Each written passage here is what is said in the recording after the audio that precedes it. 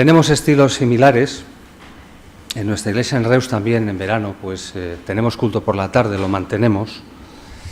También es a las 7 de la tarde. Por eso que dicen que si alguien se quiere ir a la playa antes y esas cosas. También por la tarde hay menos gente que por la mañana, desde hace algún tiempo. Pero también procuramos que por la tarde sea, pues, un encuentro más distendido. Intentaré de mi parte que sea distendido. Si no es así, luego me podéis reñir. No hay ningún problema.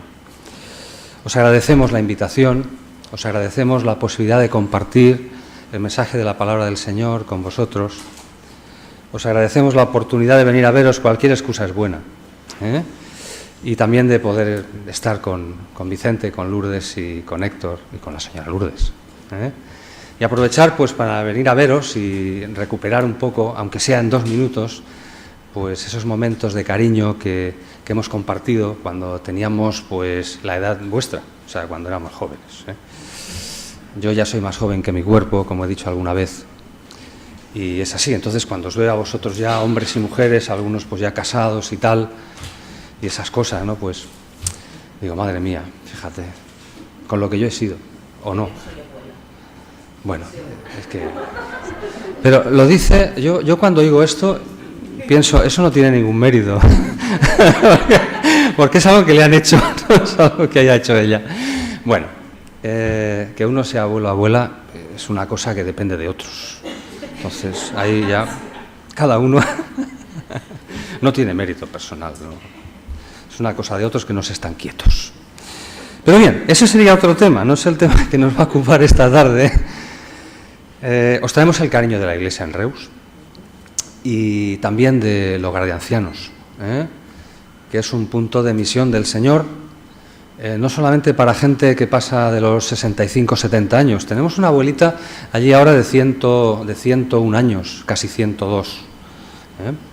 Bueno, entiende lo que le dices, pero yo me he de presentar cada día. Cada día la voy a ver, dice, hola, buenas, y me mira, dice, ¿usted? Y yo soy el médico, y dice, ya me parecía a mí. Que... Bueno, le habremos de cambiar la medicación o no sé, habremos de hacer algo. Bien, os traemos recuerdos, saludos del hogar de ancianos, que sabemos que vosotros amáis, porque fielmente cada año vais a visitar, y os decimos que de verdad que el Señor está bendiciendo el hogar. Estamos haciendo obras en el hogar, está todo patas arriba, está preciosamente lleno de polvo por todas partes. Y en tiempos de crisis estamos pudiendo hacer obras y ampliando cositas, recursos, y es una bendición. Y eso en buena medida es gracias a vosotros también, y os lo agradecemos de todo corazón. Vamos a hacer una pequeña oración y vamos a zambullirnos directamente en el tema en esta tarde. Señor, agradecemos de tu parte la oportunidad de congregarnos a algunos de tus hijos que nos vemos muy de vez en cuando. Gracias, Señor, por el testimonio de las personas que están aquí. Que aunque a veces, Señor, sea duro o parece que no vaya a ninguna parte y el día a día se nos coma vivos, sabemos que por tu gracia muchas cosas que hacemos o decimos, o que no hacemos o no decimos, están ahí y son de testimonio. Y que tú las uses, Señor, para tocar los corazones de otros. Bendice pues a cada uno de los que están aquí y las familias aquí representadas, a tu pueblo en este lugar, en este día. Y ahora bendice también tu palabra. Amén. Pues sí, yo iba a hablar esta tarde del hombre que pasaba por allí, pero he pensado, no, vamos a hablar del hombre que vino de noche, que es otra cosa. Otro día el hombre que pasaba por allí, que es otra cosa. Me gustaría, queridos hermanos, recuperando un poquito la seriedad, que asistiéramos en esta tarde a una de las conversaciones más importantes de las que tenemos registro en la palabra del Señor. Está en un capítulo que conocemos bien y cuyo contenido también conocemos bien. Es Juan capítulo 3, porque el hombre que vino de noche era Nicodemo. El hombre que vino de noche tiene nombre, se llamaba Nicodemo. De él conocemos pocas cosas, pero las suficientes para comprender que la conversación que el Señor Jesús tuvo con él aquella noche tuvo resultado en su vida. Y con la ayuda del Señor en esta tarde hablaremos de la pregunta, del mensaje, de la señal y del cambio. Y vamos a ir leyendo el pasaje y asistiendo a esta conversación. Juan capítulo 3. Alguien ha dicho que la mejor manera de empezar a leer la Biblia es empezar a leer el Evangelio de San Juan. Y alguien dijo también que el protoevangelio, el evangelio resumido está en el capítulo 3 de Juan. Y es cierto, porque el Señor le ofrece en una conversación maravillosa e íntima todas las señas principales de lo que es el mensaje de la salvación y del amor de Dios a Nicodemo. Es el mayor regalo. Había un hombre de los fariseos que se llamaba Nicodemo, un principal entre los judíos.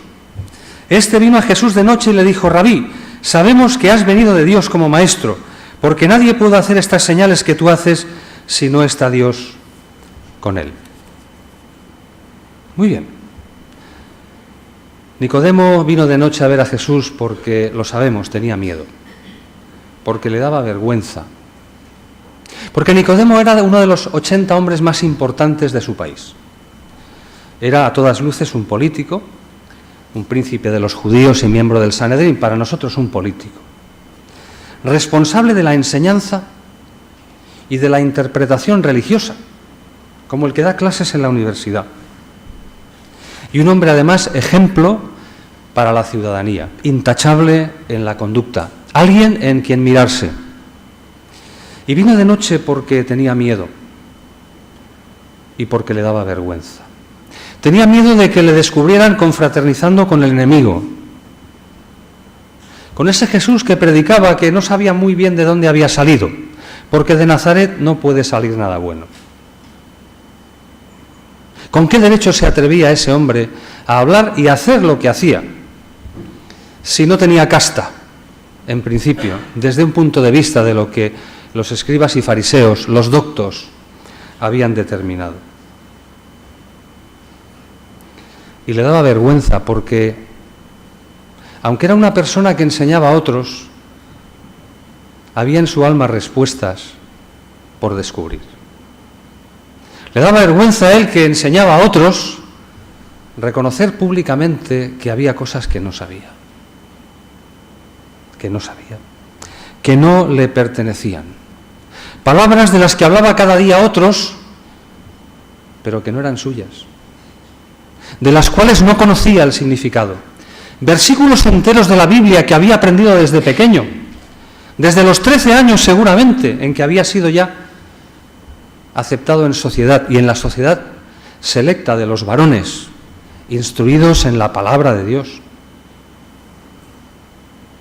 Versículos enteros de la Biblia que se sabía de memoria, de tantos cultos a los que había asistido, pero versículos que no había vivido, que no le pertenecían, cuyo significado ignoraba.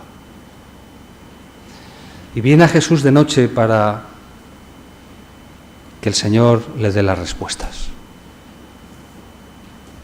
Y es que las leyes y los códigos de conducta, la manera de hacer, de aquí o de allí, no pueden provocar el perdón de nuestros pecados.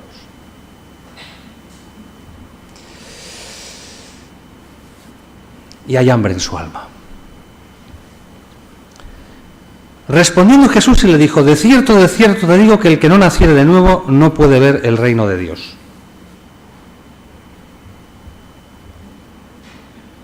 A mí me falta una cosa aquí.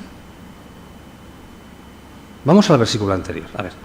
Dice: este vino a Jesús de noche y le dijo: Rabí, sabemos que has venido de Dios como maestro, porque nadie puede hacer estas señales que tú haces si no está Dios con él. Le dice: maestro, venido de Dios, que hace milagros. Le respondió Jesús y le dijo: de cierto te digo que el que no naciere de nuevo no puede ver el reino de Dios. A mí me falta una cosa. Hemos dicho que hablaríamos de la pregunta. Bueno, pues ya está el primer punto esta tarde. No hay pregunta. No hay pregunta. Es que Jesús no le deja que pregunte. Qué curioso, ¿verdad? Vamos a aprovechar la conversación. No hace falta que sigas por ahí. Ni maestro, ni venido de Dios, ni milagros, ni nada. Déjate estar de historias. Es verdad que Jesús es maestro. Es verdad que Jesús ha venido de Dios. Es verdad que Jesús hizo milagros. Pero el tema no es ese. Tu problema no es ese. Lo que tenemos que hablar tú y yo esta noche no es eso.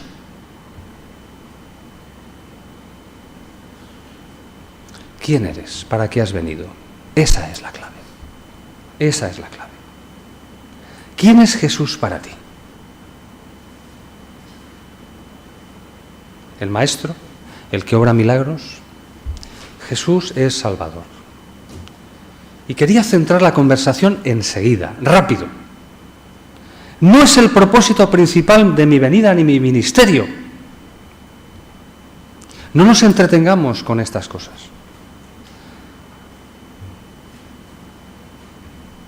Y por eso, sin que haya pregunta, le respondió Jesús y le dijo: de cierto te digo que el que no naciere de nuevo no puede ver el reino de Dios. La conversación ya ha cambiado. Y a partir de aquí, la batuta la va a llevar el Señor. Porque cuando alguien viene a ver a Jesús, aunque sea de noche, aunque sea con vergüenza, aunque pregunte mal, cuando alguien tiene, a pesar de todo, el valor de venir a ver a Jesús, con la intención de preguntar, va a obtener más respuestas de las que se espera. Va a obtener las respuestas que necesita. Y esa es la cosa. Esa es la cosa. Mi propósito es ser Salvador. Traer el nuevo nacimiento a los hombres. Ese es el trabajo. No se trata de saber. Se trata de ser. No se trata de saber versículos. Se trata de vivirlos. ¿Os ha pasado alguna vez cuando un versículo os ha tocado en la vida, de verdad, y decís: ahora entiendo mejor qué significa esto? Yo recuerdo a una mujer que perdía a su yerno hace unos años. Ayudaba a su hija en ese difícil trance. Estuvo 3 meses en coma. Y me acuerdo que para Navidad, para fin de año, le tocó un versículo de los que repartimos en la iglesia al azar, ese de Isaías, que dice que el Señor le da fuerzas al cansado, le renueva las fuerzas al que no tiene ningunas. Y la mujer lloraba y decía: ahora entiendo ese versículo, es para mí. ¿Cuántas veces hay versículos en la palabra de Dios que son para nosotros y no los hacemos nuestros? ¿Cuántas veces el Señor nos está llamando a algo y no estamos escuchando? No nos interesa en ese momento. No se trata de saber, no es un problema de teología. Se trata de ser, pasar del conocimiento de Dios a la vivencia de Dios. Es necesario nacer de nuevo. Es necesario nacer de nuevo. ¿Cómo puede un hombre nacer siendo viejo? ¿Puede acaso entrar por segunda vez en el vientre de su madre y nacer? Jesús le dijo: te aseguro que el que no naciere de nuevo, o del agua y del Espíritu, no puede entrar en el reino de Dios. Antes le ha dicho: no puede ver el reino de Dios, en el versículo 3. Ahora le dice: no puede entrar en el reino de Dios. El reino de Dios es algo que el Señor quiere instaurar en nuestra vida. ¿Dónde está el reino de Dios? Los antiguos tenían parcelados los territorios y los dioses. Y en cada territorio, según el país, según la costumbre, según la historia, había un dios o unos dioses que predominaban, y en cada territorio dominaba un dios distinto.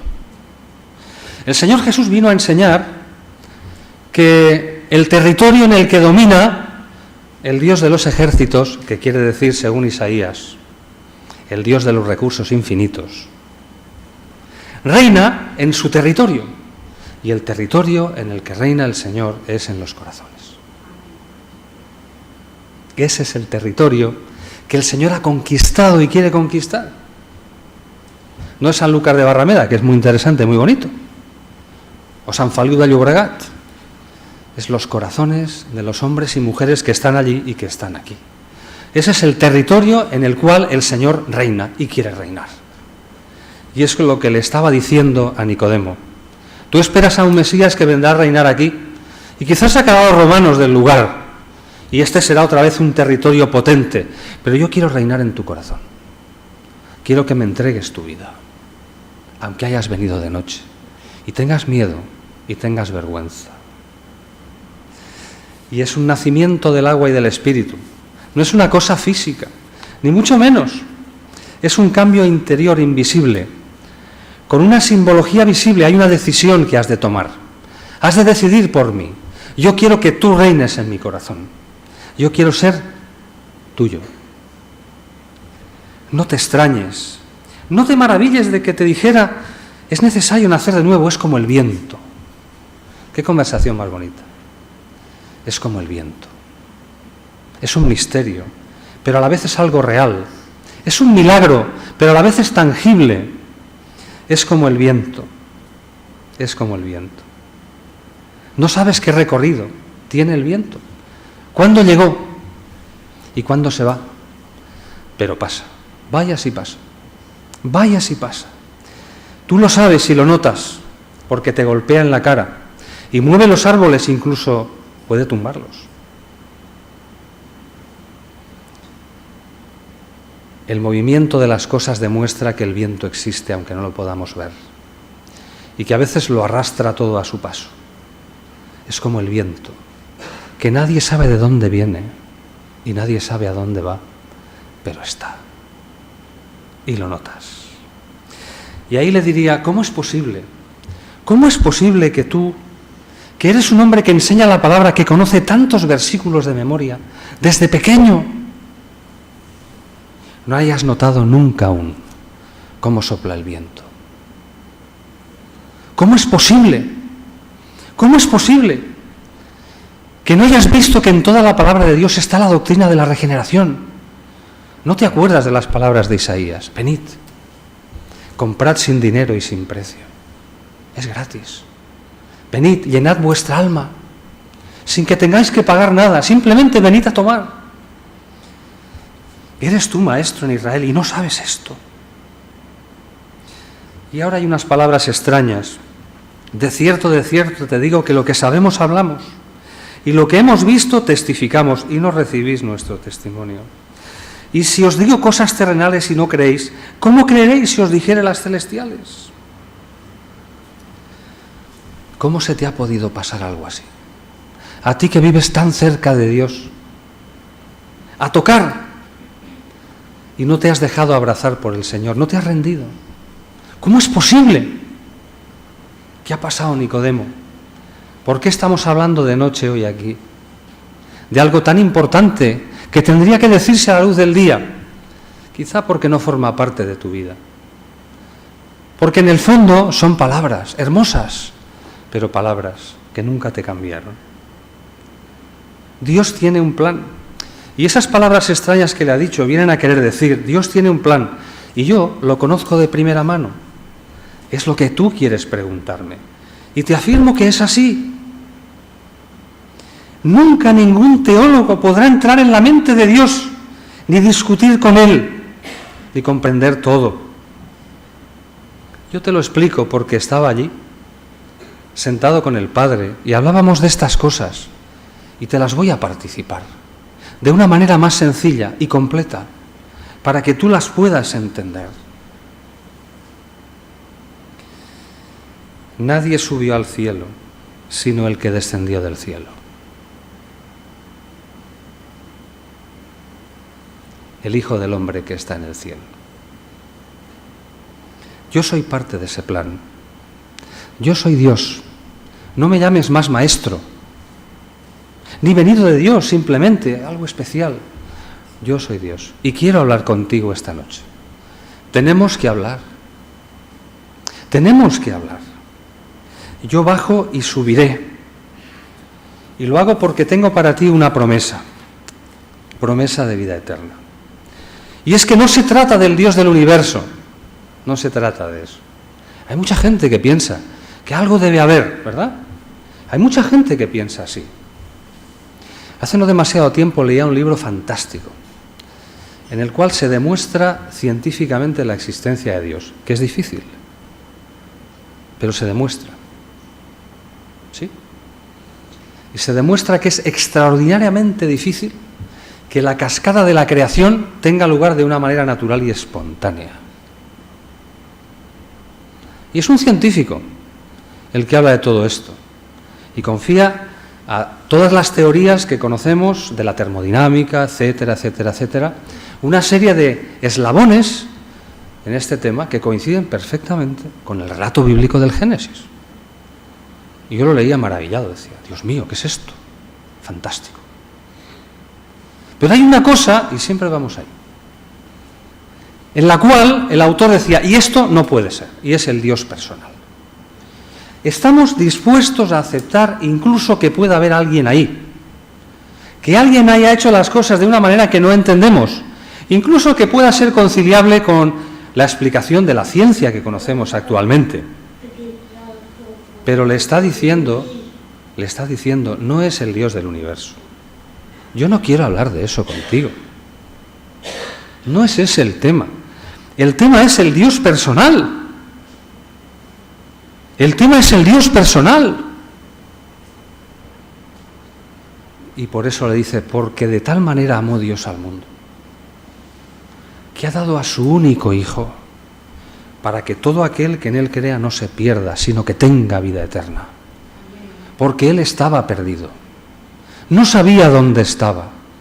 No sabía qué esperar. Había en Él un deseo, un anhelo. Porque cuando el Señor le dice que es necesario nacer de nuevo, Él contesta, ¿cómo se puede hacer eso? No dice, ¿por qué? Dice, ¿cómo? ¿Cómo se puede hacer eso? Y el Señor luego se lo explicará. Lo que tienes que hacer es creer, simplemente. Ese es el plan de Dios. Cree en mí. Cree en lo que yo te digo, porque yo estaba allí.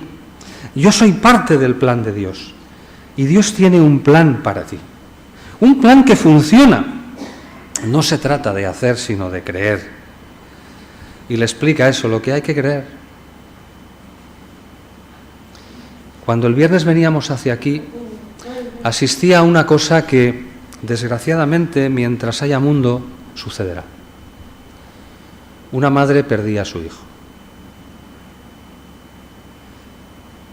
Hoy se habla mucho del duelo, mejor o peor, pero uno de los duelos más terribles que existen es cuando una madre pierde a su hijo. Una madre perdía a su hijo de 42 años el viernes. Es la madre de un personaje político de este país al cual yo conozco. Y estaba muy enfadada con Dios. Le fui a dar un beso y me dijo, estoy muy enfadada, ¿sabes? Estoy muy enfadada con él. Bueno, porque ella sabe que yo soy creyente. Esa conversación no la podía tener con otra persona, ¿no? Qué curioso, ¿verdad? La gente nos conoce, ¿eh? Estoy muy enfadada con él. No lo puedo entender.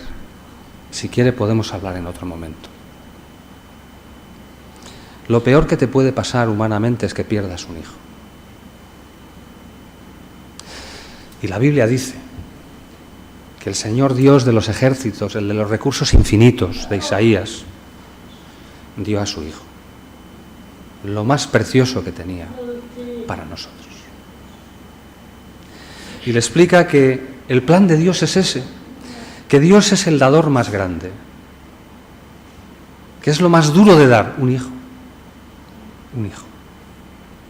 Que Jesús es el precio más grande, que la salvación es el cambio y la garantía más grande y que la vida eterna es el regalo más grande. Porque además de que es el mejor, no lo teníamos a nuestro alcance ni lo tendremos nunca. Que el propósito de Dios, de Cristo, no es destruir, sino reconstruir. Y que la condenación, dirían los versículos siguientes, es rechazar el plan de salvación. Vivir lejos de Dios siempre y como resultado para siempre. Para siempre. Y finalmente los versículos del 19 al 21 le diría con tristeza cuál es la realidad del ser humano. Y esta es la condenación. Que la luz vino al mundo y los hombres amaron más las tinieblas que la luz, porque sus obras eran malas. Y le está diciendo, mira, hay dos tipos de personas, solo dos. Dos. Espiritualmente, en cuanto a acciones y decisiones, solo dos. Los que disfrazan la realidad y siguen con su vida, y los que la afrontan. A uno de ellos se refirió en la parábola del fariseo y el publicano. Un fariseo que subía a orar y decía: Señor, muchas gracias te doy porque a pesar de todas las cosas no soy como los demás. Has hecho que me dé cuenta de muchas cosas. Mi vida va bastante bien. Sé de dónde tomar consejo. Y me lleno de buenos propósitos cada mañana. Y gracias, Señor, porque no me has hecho, no soy como aquel desgraciado de allí del rincón, que es una mala persona y una vergüenza pública y un mal ejemplo. En cambio, el apóstol Pablo diría otra cosa. Diría: gracias sean dadas al Señor por su Hijo Jesucristo, que siendo yo indigno de predicar el Evangelio, porque he participado en asesinatos, he encarcelado personas, me he burlado, he insultado, he despreciado y he perseguido, el Señor me tuvo por digno. Y Jesús murió por los pecadores, de los cuales yo soy el primero.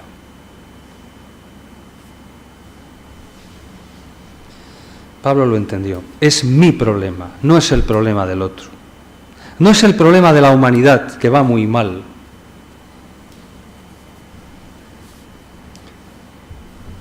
Irene, en su trabajo del INSTI, del treball de recerca, hablaba de la gestión emocional. Y una de las respuestas que le dio uno de sus compañeros en un momento determinado acerca de la gestión emocional és que el món va molt malament. Que es una respuesta en absoluto personal y para justificar cosas que son injustificables. Porque se trata de ti y de mí, y no de los demás, dice el Señor. Es un problema que tú tienes y que tienes que tratar conmigo. Pero yo me he saltado algo. En el versículo 14 y 15 el Señor le dice algo muy interesante. Dice: y como Moisés levantó la serpiente en el desierto, así es necesario que el Hijo del Hombre sea levantado, para que todo aquel que en él cree no se pierda, mas tenga vida eterna. Y ese es el preludio del mensaje que luego conocemos también de salvación, que empieza en el versículo 16 y que sigue hasta el 21.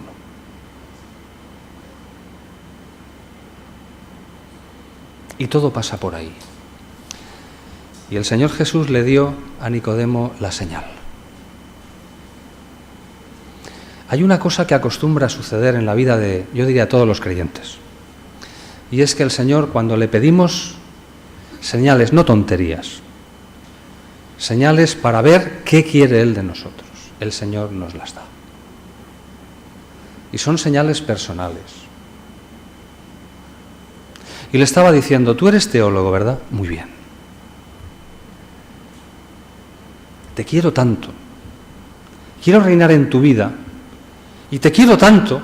Estaba esperando que vinieras esta noche, aunque tú no lo sabías. Que te voy a dar una señal. Será para ti. ¿Te acuerdas de aquel pasaje que seguramente has enseñado a los niños en la escuela dominical?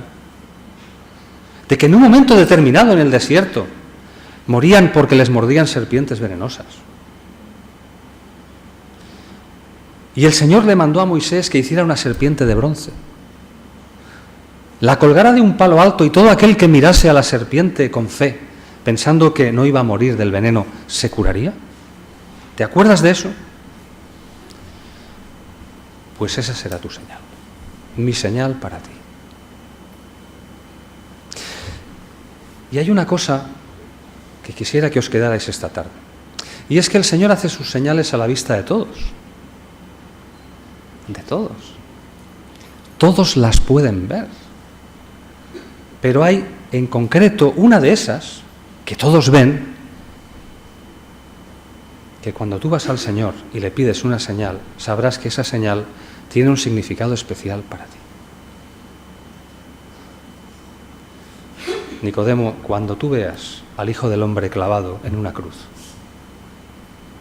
cuando tú veas al Hijo del Hombre morir en el Calvario, entonces te acordarás de estas palabras y será tu señal.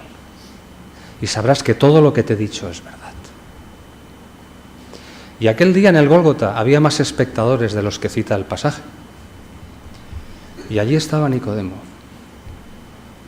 Allí estaba Nicodemo también. Y cuando Nicodemo vio a Jesús morir en la cruz, entonces entendió el precio de la salvación. Y entendió la naturaleza del que había estado hablando con él esa noche. Y comprendió que la salvación es real, que Cristo era Dios y que vino a morir por él. Que no era un problema de versículos, que era un problema de tener a Cristo en el corazón, que reinara en su territorio. Y entonces vio su señal. A los ojos de todos estaba y moría por todos. Pero entonces él supo que moría para él. Para él. Era su señal. El Dios de los ejércitos haciendo maravillas. En este caso, el milagro que no fue. Cristo muriendo en la cruz, no haciendo el milagro que podía hacer. La tentación del milagro. ¿Eres hijo de Dios? Baja. Y dijo, no, este no lo voy a hacer. Este no. Es necesario que esta vez no haya milagro. Esto hemos de acabarlo hasta el final.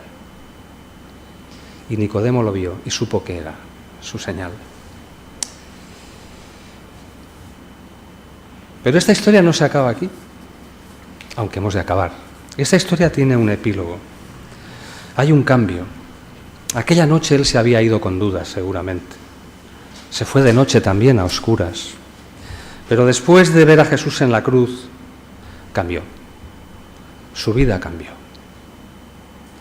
No podemos enseñar a nadie cómo ha cambiado el Señor nuestra vida. No le podemos enseñar nada. No nos dan un documento.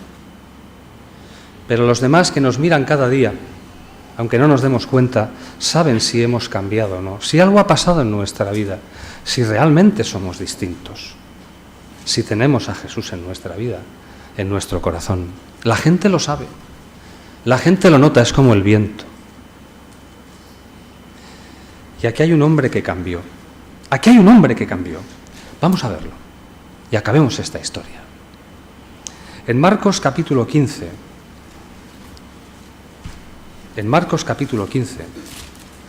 encontramos una pista muy interesante. 15:43. Dice, y José de Arimatea, miembro noble del concilio que también esperaba el reino de Dios, vino y entró osadamente a Pilato y pidió el cuerpo de Jesús. Y compró una sábana y quitándolo de la cruz lo envolvió en la sábana y lo puso en un sepulcro que estaba cavado en una peña. E hizo rodar una piedra a la entrada del sepulcro. Hubo un hombre valiente, que era un compañero de Nicodemo, también era un principal de los fariseos, 2 de 80, no está mal, qué promedio más bajo, ¿verdad? Pero bueno, 2, al menos uno, y entró osadamente a Pilato. Había que tener redaños para ir a ver a Pilato y decir, quiero el cuerpo de ese hombre, me lo voy a llevar, ¿me lo das?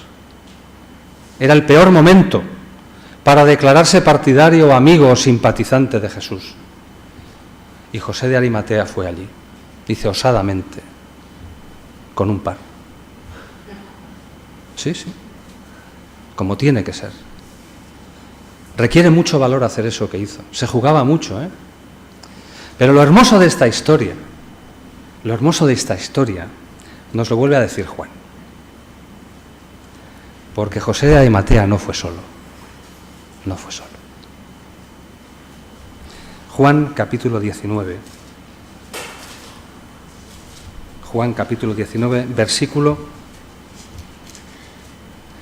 38 y 39. Dice, entonces vino José de Arimatea y se llevó el cuerpo de Jesús con Nicodemo, el que antes había visitado a Jesús de noche, que vino trayendo un compuesto de mirra y aloes como de 100 libras, y tomaron el cuerpo de Jesús y lo envolvieron en lienzos con especias aromáticas según la costumbre de los judíos. Fueron los dos. El hombre que vino de noche había empezado a vivir de día. Y seguramente tenía mucho miedo. Pero el miedo que tenía, no era tan grande como el amor por su Salvador. Y fue con José de Arimatea a buscar el cuerpo de Jesús. Y así cumplieron la profecía de Isaías 53. Con los impíos fue en su muerte, mas con los ricos su sepultura. Dijo, no es digno, no es correcto, no es de recibo, no es justo que ahora lo entierren ahí en la fosa común con los huesos rotos. No se los rompieron, porque la profecía también había marcado eso. Pero no es justo, no es digno, es una vergüenza. Vamos a buscar ese cuerpo, vamos a dignificarlo, un respeto, nos lo vamos a llevar con nosotros, lo vamos a cuidar en ese momento, porque es nuestro Señor. Y lo depositaron en una tumba nueva, los dos. Yo no sé qué es eso de la salvación, puede decir alguien. Mira, es algo que no se puede demostrar, porque lo que pasa en el alma está. Pero es como el viento, que se nota. Y las personas cambian, como Nicodemo, que un día vino de noche, pero que después vivió a la luz del día. Pues que el Señor os bendiga y os ayude para que esto sea la experiencia también de vuestra vida cada día. Amén.